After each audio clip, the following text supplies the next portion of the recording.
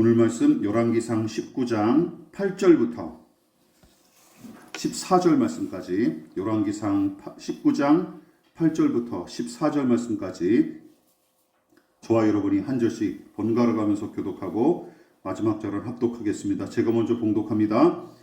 이에 일어나 먹고 마시고 그 음식물의 힘을 의지하여 40주 40야를 가서 하나님의 산 호렙에 이르니라. 엘리야가 그곳 굴에 들어가 거기서 머무르니 여호와의 말씀이 그에게 임하여 이르시되 엘리야야 내가 어찌하여 여기 있느냐. 그가 대답하되 내가 만군의 하나님 여호와께 열심히 유별하오니 이는 이스라엘 자손이 주의 언약을 버리고 주의 제단을 헐며 칼로 주의 선지자들을 죽였음이오며 오직 나만 남았거늘 그들이 내 생명을 찾아 빼앗으려 하나이다. 여호와께서 이르시되 너는 나가서 여호와 앞에서 산을 걸어와 하시더니 여호와께서 지나가시는데 여호와 앞에 크고 강한 바람이 산을 가르고 바위를 부수나 바람 가운데 여호와께서 계시지 아니하시며 바람 후에 지진이 있으나 지진 가운데도 여호와께서 계시지 아니하며 또 지진 후에 불이 있으나 불 가운데에도 여호와께서 계시지 아니하더니 불 후에 세미한 소리가 있는지라. 엘리야가 죽고 겉옷으로 얼굴을 가리고 나가 굴 어귀에 서매 소리가 그에게 임하여 이르시되 엘리야야 내가 어찌하여 여기 있느냐. 다 같이 그가 대답하되 내가 만군의 하나님 여호와께 열심히 유별하오니 이는 이스라엘 자손이 주의 언약을 버리고 주의 제단을 헐며 칼로 주의 선지자들을 죽였음이오며 오직 나만 남았거늘 그들이 내 생명을 찾아 빼앗으려 하나이다. 아멘. 우리 말씀의 제목을 다 같이 한번 읽어보시겠습니다. 시작. 내가 어찌하여 여기 있느냐, 내가 어찌하여 여기 있느냐라는 제목으로 하나님 말씀 전하도록 하겠습니다. 자, 하나님은 침체에 빠진 엘리야를 어떻게 회복하셨습니까? 로뎀나무 아래 누워 죽기만을 바랐던 엘리야에게 당신의 천사를 보내시는 기적을 베푸셨지만 정작 그 천사가 엘리야를 위해 한 일은 삼척동자도 할 수 있을 만큼 지극히 평범한 것이었습니다. 살아가라 의지마저 잃어버린 그의 곁으로 다가온 것은 물론이고 계속해서 말을 걸고 충분히 쉬도록 기다려 주었으며 구운 과자와 물로 허기를 채우고 힘을 얻게끔 돕습니다. 이 부분이 의미심장하죠. 우리가 종종 슬럼프에 빠지거나 우울감에 시달리는 타인을 향해서 정신력 문제라고 운운하며 닥달하는 모습들을 너무나 많이 발견하지 않습니까? 저도 마찬가지예요. 하나님의 천사가 엘리야의 지친 몸과 상한 마음의 회복을 중요하게 여겼던 것은 만날 영적이란 말을 남발하며 신령한 체하는 요즘 교인들의 모습과도 다릅니다. 그러나 하나님은 엘리야를 로뎀나무 아래 널브러진 채로 머물도록 내버려 두지 않으시죠. 천사가 엘리야에게 갈 길이 아직도 많이 남았다 하고 말한 뒤에 그를 일으켜 세웠으며 그 와중에도 호렙산까지 그를 이끌기 위해 제공한 것이 구운 과자와 물 한 병이었어요. 자, 본문은 엘리야가 그 음식물의 힘을 의지하여 거기까지 갈 수 있었던 사실을 빼놓지 않았습니다. 우리도 잊지 말아야죠. 하지만 엘리야의 지친 몸과 상한 마음이 차츰차츰 회복된 것으로 만족하면 안 됩니다. 성경은, 그리고 하나님의 천사는 거기서 한 발짝 더 나아가죠. 침체를 이기고 온전한 몸과 마음으로 회복되는 것이 신앙의 최종 목표가 아니었습니다. 아직은 미숙하고 연약했던 18장의 엘리야는 하나님의 계획과 뜻에 온전히 순종하지 않았고 주제넘게 더 큰 목표를 세우는 바람에 사달이 났지만 반대로 하나님은 엘리야의 몸과 마음이 점차 회복되는 거로 만족하거나 안주하지 않으시죠. 가야 할 길과 해야 할 일은 물론이고 더 깊이 주의 뜻을 헤아리고 충성할 사명과 책임이 남아 있었기 때문입니다. 그리고 우리도 마찬가지예요. 그래서 우리가 지난주에 설교의 내용을 이렇게 요약할 수 있습니다. 침체와 방황의 종지부를 찍고 회복과 치유를 도모해야 마땅하지만 여러분, 몸의 회복과 상처의 치유가 신자의 삶의 궁극적인 목표는 아닙니다. 믿으십니까? 이것이 우리의 궁극적인 목표는 아니에요. 하나님의 뜻을 더 깊이 헤아리고 그 뜻이 나의 삶을 통해 이루어지기를 바라며 순종하는 것이 우리의 목표가 되어야 되는 거예요. 이것이 신자가 궁극적으로 추구할 이 생의 목표이자 달려갈 길임을 명심하십시오. 그리고 엘리야의 29장의 이야기가 그 사실을 아주 분명하게 이야기로 보여주고 있는 것이죠. 그래서 엘리야의 이야기는 그의 체력을 회복하고 상한 마음을 고치는 것으로 마무리되지 않습니다. 하나님께서 출애굽에 성공한 이스라엘 백성이 홍해 앞에 텐트를 치고 여기가 좋사오니 하며 안주하도록 내버려 두셨습니까? 그렇지 않았죠. 결국은 약속의 땅 가나안을 향해 나아가도록 끊임없이 재촉하고 인도하셨듯이 로뎀나무 아래는 잠시 머무는 곳일 뿐이고 엘리야를 향한 하나님의 뜻은 호렙산까지 가는 것이었습니다. 그리고 거기서 자신의 실체를 더 분명하게 마주하는 것은 물론이고 하나님과 그분의 뜻을 더 깊이 헤아리는 결정적인 사건을 만나는데 본문에 기록된 세 구절을 통해 이에 관한 교훈을 우리가 2주간에 걸쳐서 함께 살펴보도록 하겠습니다. 자, 본문의 핵심적인 구절 중 하나가 바로 이것입니다. 같이 읽어볼까요? 시작! 오직 나만 남았거늘. 엘리야는 천사가 공급해준 음식물을 먹은 뒤 그것을 힘입어 꼬박 40일 동안 기나긴 행군을 이어가죠. 물론 40일 동안 금식하신 예수님처럼 엘리야도 로뎀나무 아래 누워있을 때 먹었던 한 번의 식사를 끝으로 내내 금식하면서 행군했던 것인지 기적처럼 말이죠. 아니면 출애굽 백성이 매일 하늘에서 내린 만나를 먹으면서 광야를 지나갔던 것처럼 천사가 엘리야에게 매일 나타나 구운 과자와 물을 공급한 것인지는 정확히 알 도리가 없습니다. 어떤 사람들은 전통적인 해석에서는 한 번 먹은 양식을 가지고 40일 동안 갔다라고 해석하는 사람도 있고 어떤 분들은 또 아니다 그냥 매일매일 그렇게 구운 과자와 물 한 병씩 공급해 주셨다 그래서 갈 수 있었다라고 해석하는 분들도 계시는데 성경이 이에 관해 정확하게 얘기하고 있지는 않으니까 우리는 잘 모르죠. 자, 어쨌든 엘리야는 한 달 열흘 남짓 걸려서 마침내 하나님의 산이라고 일컫는 호렙에 도착했고 거기 있던 동굴로 들어가 머물려던 찰나에 때마침 하나님의 말씀이 그에게 들려오기 시작했죠. 자, 호렙산이 어떤 산이냐 하면 출애굽기에서부터 하나님의 산으로 불린 곳일 뿐만 아니라 모세가 떨기나무 불꽃으로 나타나신 하나님을 처음 만난 곳이 바로 이 호렙산입니다. 그리고 출애굽 이후에 십계명을 비롯한 하나님의 율법을 받은 곳으로 널리 알려진 산이 어떤 산이죠? 신의 산이라고 우리는 잘 알고 있죠. 신의 산을 보통 호렙산과 같이 보는 견해가 전통적인 견해예요. 신의 산이 호렙산이다라고 이제 보는 것이죠. 그래서 생각해 보십시오. 하나님께서 이스라엘 민족의 구원을 위해 모세를 처음 부르시고 세우신 곳, 또 이스라엘을 당신의 백성답게 만들어 가시려고 율법의 말씀을 부여하신 곳, 그래서 거룩하고 신성하게 여겨지던 장소가 바로 호렙산이라는 것이죠. 이스라엘 백성에게 이 호렙산이 얼마나 이게 영험하고 중요한 곳입니까? 우리나라로 치자면 어느 곳과 비슷할까요? 백두산 비슷한 거죠. 그러니까 백두산보다 더 의미가 큰 거죠. 이스라엘 백성에게 호렙산은 말이죠. 그러므로 하나님께서 침체에 빠진 엘리야를 호렙산으로 이끄신 의도는 분명합니다. 결론부터 내리면 이거예요. 왜 호렙산으로 이끄셨습니까? 그가 지금 어떤 처지에 놓이고 어떤 상태에 빠졌든지 모세처럼 그를 부르시고 세우신 분이 하나님이심을 확인하고 확신하게끔, 그리고 이스라엘 민족이 율법의 말씀을 부여받은 이곳에서 더 깊은 하나님의 뜻을 헤아리게끔 굳이 다른 산이 아니라 호렙산으로 이끄신 거예요.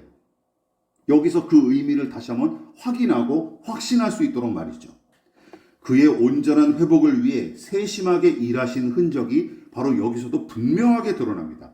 여러분, 만일 하나님께서 엘리야의 회복을 위해 일하시는 순서가 본문과 다르게 이루어졌다고 상상해 보십시오. 이런 거예요. 예를 들면 지친 몸과 상한 마음으로 널브러져 죽기만 바라는 그를 향해 하나님께서 이렇게 말씀하시는 거예요. 천사를 보내 어루만지시고 떡과 물을 주시는 게 아니라 이렇게 얘기하시는 거죠. 내 뜻이 무엇인지 우선 헤아렸어야지. 그따위 사고방식부터 고쳐먹어라 하고 범인을 취조하듯이 먼저 따져 물으셨다면, 로뎀나무 아래 있을 때 그렇게 취조하듯이 따져 물으셨다면 엘리야는 모르긴 몰라도 더 깊은 절망의 나락에 빠져 끝내 자폭하고 말았을 겁니다. 근데 우리가 종종 이런 실수 자주 저지르지 않습니까? 그렇지 않습니까? 여러분 보십시오. 그러나 지혜로우신 하나님은 그의 회복을 위해 필요 적절하게 일하셨고 침체의 수렁을 조금씩이라도 벗어날 때까지 기다리셨다가 호렙산에 도착한 뒤에야 비로소 당신의 뜻을 드러내기 시작하시죠. 우리는 말부터 우선 나가잖아요. 이게 하나님과 우리의 다른 점이죠. 우선 하나님과 엘리야 사이에 오고 간 대화를 우리가 주목할 필요가 있는데, 하나님의 질문과 엘리야의 대답이 똑같은 내용으로 두 번씩이나 짧은 본문에 두 번씩이나 반복이 돼요. 자, 이 내용이죠. 제가 읽어보겠습니다. 그에게 임하여 이르시되 엘리야야 내가 어찌하여 여기 있느냐. 그가 대답하되 내가 만군의 하나님 여호와께 열심히 유별하오니 이는 이스라엘 자손이 주의 언약을 버리고 주의 제단을 헐며 칼로 주의 선자들을 죽였음이오며 오직 나만 남았거늘 그들이 내 생명을 찾아 빼앗으려 하나이다. 그런데 대화의 내용이 조금 이상하지 않습니까? 우선 하나님은 엘리야에게 너 어찌해서 여기 있느냐 하고 물어보시는데, 이거 아이러니하잖아요. 여기까지 이끄신 분이 누구예요? 하나님이 아닙니까? 하나님이 이끄셔놓고 뭐라 그러시는 거예요? 너 왜 여기 있느냐? 라고 물으시는 거예요. 엘리야가 저 스스로 호렙산에 가겠다고 결정한 게 아니라 하나님께서 당신의 천사를 통해 그를 친히 이곳으로 인도하신 거예요. 그래서 뜬금없고 어이없는 질문처럼 보이지만 엘리야의 대답을 생각하면 왜 이런 질문을 하셨는지 충분히 납득이 됩니다. 나중에 우리가 살펴볼 거예요. 자, 그렇다면 엘리야는 이 괴상한 하나님의 질문에 어떻게 대꾸했습니까? 제가 엘리야의 대답을 대꾸로 표현한 이유가 있어요. 그가 내뱉은 말에는, 본문의 말이죠, 하나님을 향한 불만이 아직도 잔뜩 묻어 있어요. 잔뜩 묻어 있어요.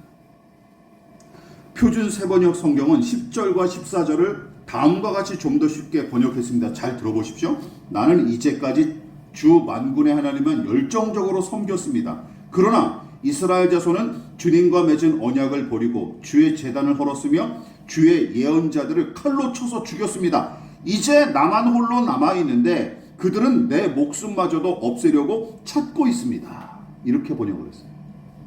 더 적나라하죠. 이 대답의 요지는 두 가지예요.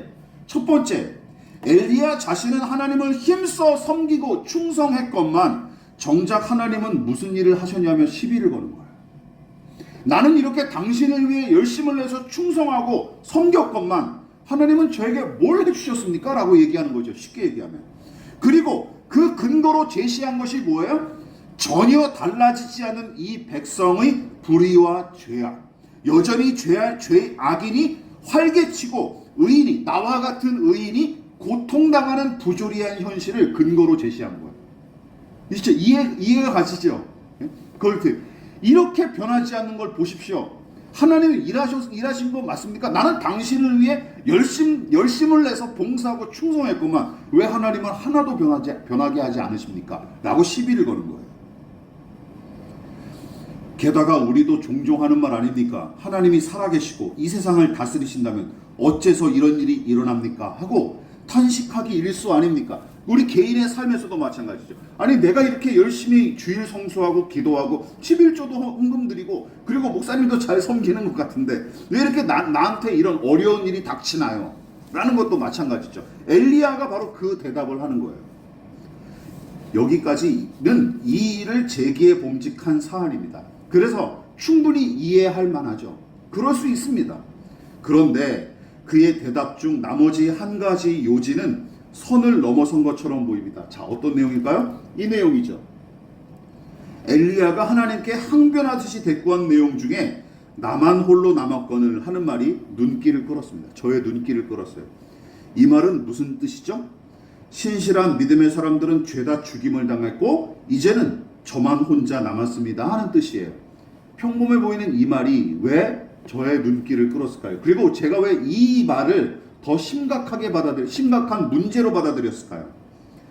저는 이 말이 매우 꺼름칙스러웠습니다. 그 이유는 사실과 전혀 다른 착각의 말이자 지독하게 자기 의에 사로잡혀 내뱉은 말이기 때문입니다. 물론 그가 믿음의 사람들을 직접 만나본 적이 없고 그들에 관한 정보가 없었다면 얼마든지 이런 말 할 수 있어요.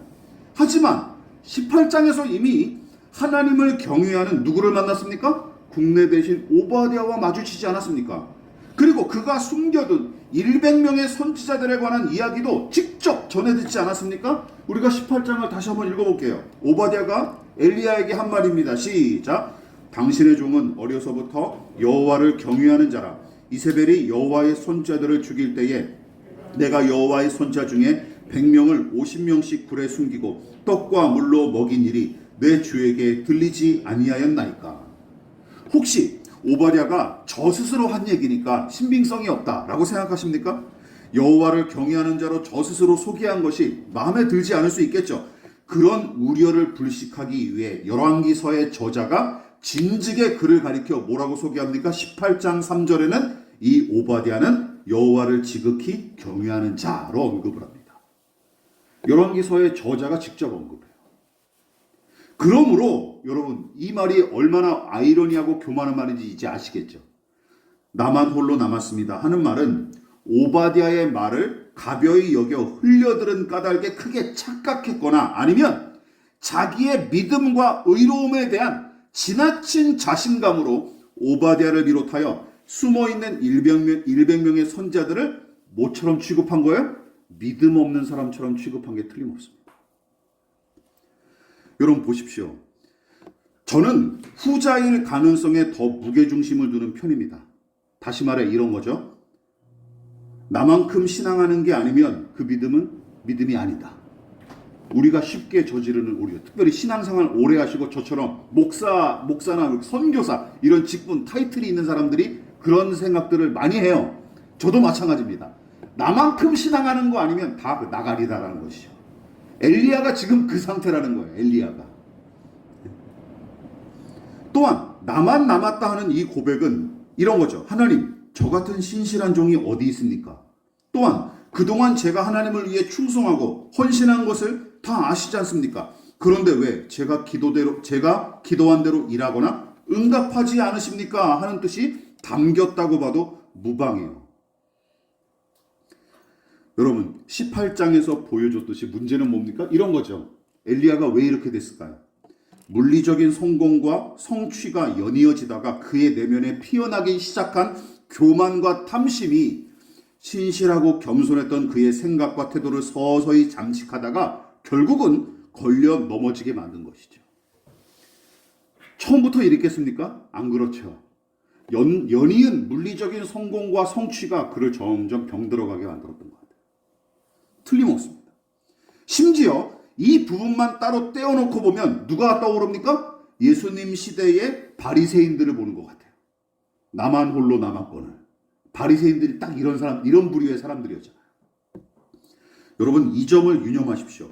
많은 신자가 하나님의 명령에 순종하고 종교적인 일에 열중할 때는 이렇게 착각을 해요. 악한 것이 틈타지 못할 뿐더러 여러 유혹도 나는 넉넉히 이길 수 있다라고 착각을 합니다.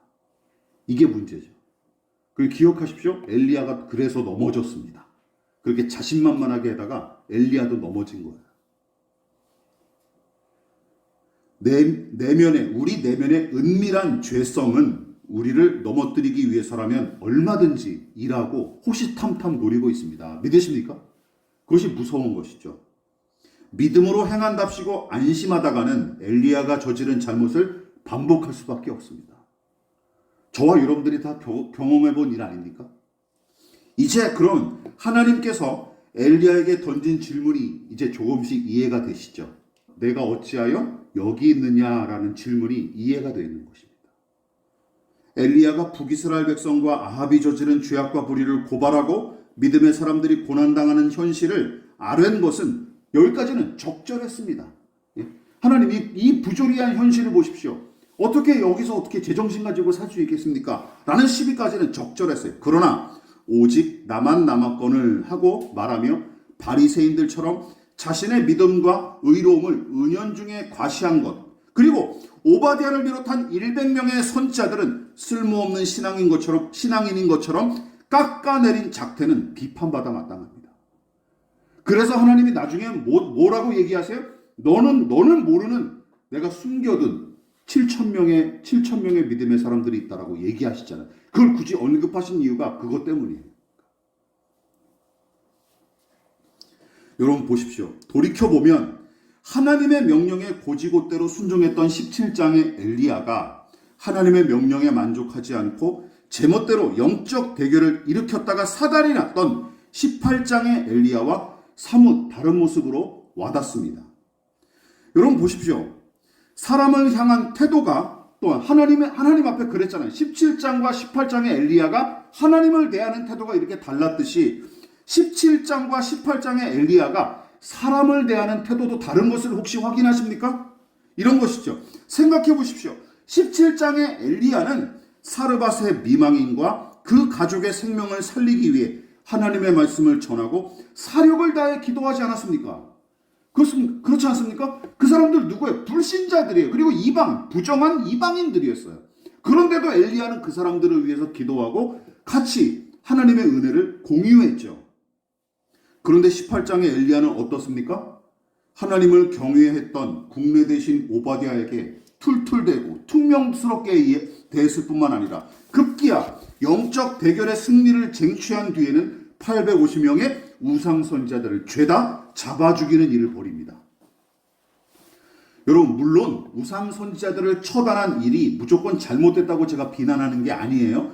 그렇다고 그 일이 무조건 선하다고 평가하는 것도 섣부른 짓입니다. 아시겠죠? 이게 무조건 나쁘다고 비판할 것도 아니고 그렇다고 무조건 잘했다고 칭찬하는 일도 아니에요. 신중한 평가가 필요합니다. 게다가 사람의 생명을 살리기 위해 고군분투하며 기도했던 17장의 엘리야의 모습과도 너무 다른 게 사실 아닙니까? 그렇지 않습니까? 18장의 엘리야와 17장의 엘리야를 한번 비교해 보십시오. 이렇게 인정 많고 따뜻했던 사람이 18장에서는 너무 무서운 사람으로 변해 있어요. 그렇죠? 너무 무서운 사람. 무엇보다 성경의 다른 이야기와 마찬가지로 하나님과 그분의 뜻을 향한 엘리야의 태도가 사람을 향한 태도로 그대로 이어지는 까닭에 그냥 지나칠 수가 없습니다. 잘 들어보십시오. 그냥 지나칠 수 없는 이유가 있어요. 여러분 하나님의 종으로서 그분의 뜻에 겸손히 순종하고 그 안에서 만족할 때는 하나님을 모르는 이방인일지라도 긍휼히 여겨 은혜의 풍성함을 전했고 그들을 내 몸처럼 여겨 기도로 섬기지 않았습니까? 그랬건만 하나님의 명령과 그 뜻에 만족하지 못하고 배교한 백성과 우상 숭배자들을 힘으로 제압하기 위해 영적 대결을 벌였던 18장의 엘리야는 위험천만한 상황에서도 신앙을 놓치지 않은 오바댜는 물론이고 그가 숨긴 100명의 선지자의 믿음을 고깝게 여깁니다. 고깝게 여긴 거예요. 믿음의 사람 취급도 안 한 거예요. 게다가 우상의 선지자들을 향해서는 잔인한 살육도 서슴지 않죠. 우연이 아닌 것 같습니다. 오히려 영적인 원리가 고스란히 드러난 것 같습니다. 하나님에 대한 태도가 사람에 대한 태도로 고스란히 이어지는 것이죠. 사도 바울의 생애를 떠올려 보십시오. 여호와 하나님을 향한 지나친 종교적 열정과 삐뚤어진 헌신이 그를 거룩하고 선한 하나님의 종으로 살아가게 하기는커녕 도리어 그리스도인들에게 정죄와 박해와 폭행을 일삼으며 무사람을 살기등등하게 대하도록 부추긴 요인이었음을 우리는 부정하기가 어렵습니다. 사도행전 9장에 나와요. 그리고 디모데전서 1장 13절의 그의 고백이 그것을 증명합니다. 베드로도 마찬가지죠. 여러분 예수께서 군병들에게 체포당하셨을 때 대제사장의 종인 말고의 귀를 칼로 베어버리는 그였습니다. 믿음이 연약할 때는 말이죠. 그런데 그 이후에는 다른 사도들과 마찬가지로 남을 살리기 위해 자신을 기꺼이 희생하는 사람으로 변화하고 성장합니다. 이게 성경의 원리예요. 그렇지 않습니까? 그런데 18장의 엘리야는 거듭나기 전에 살기등등하고 자기 확신으로 충만했던 청년 사울을 보는 것 같습니다. 그 맥락에서 하나님은 엘리야에게 그렇게 물으신 거예요. 너 어찌해서 여기 있느냐? 라고 물으십니다. 너 어찌하여 이 지경까지? 엘리야가 서 있는 자리와 장소에 관한 문제가 아닙니다. 실제로는 그의 변질한 상태와 잘못된 태도에 관해 지적하신 말씀이에요. 다시 말해서 지친 몸과 상한 마음으로 침체에 빠져 죽기를 간구했던 엘리야가 이 지경까지 이른 까닭이 무엇인지 저 스스로 돌아보게끔 던진 물음인 셈입니다. 너 자신을 한번 돌아보라는 거예요. 지금 네가 지금 어떤 믿음이고 네가 어떤 상태에 있는지 돌아보라는 것이죠. 이런 것이죠. 지금 내 몰골이 왜 그 모양이냐? 하나님의 신실한 종인 내가 어찌하여서 죽기를 간구하는 데까지 추락한 이유가 무엇이냐? 그리고 더불어 이 기나긴 행군을 감행하면서까지 여기 오게 된 이유가 무엇인지 너는 생각해 보라는 거예요. 좀 생각해 보라는 것이죠. 내 뜻이 무엇인지 헤아리고 그 뜻에 순종하기 힘쓴 너였는데 왜 지금은 내 뜻에 만족하지 못하고 내 계획과 욕심만 내세우느냐? 하늘에서 불과 비를 내리는 기적이 너의 능력인 것처럼 오만하게 생각했고 내가 내 뜻대로 움직이는 신인 것처럼 착각하는 지경까지 이른 까닭에 교만과 탐심의 독을 들이킨 내 몸과 마음은 망가질 대로 망가졌고 나를 향한 믿음이 진보하기는커녕 도리어 지금은 뒤로 물러난 상태 아니냐? 라고 물으시는 겁니다. 내가 그 사실을 아느냐? 라는 것이죠. 엘리야만의 문제가 아닙니다. 하나님은 지금도 우리를 향해 다음과 같이 묻고 계십니다. 우리 각자에게 뭐라고요? 내가 어찌하여 여기 있느냐? 다른 말로 내 믿음이 어쩌다가 이 지경까지 이르렀느냐? 라고 물으시는 것이죠. 나를 향한 너의 사랑과 신뢰는 왜 여전히 제자리 걸음인 것이냐? 이전보다 더욱 나를 사랑하고 신뢰하기는커녕 오히려 그 믿음이 뒤로 물러나 침륜에 빠지고 힘을 잃은 까닭이 무엇이냐? 여러분, 그 이유와 원인이 무엇인지 여러 가지로 진단하고 지적할 수 있지만 근본적인 원인 한 가지는 분명합니다.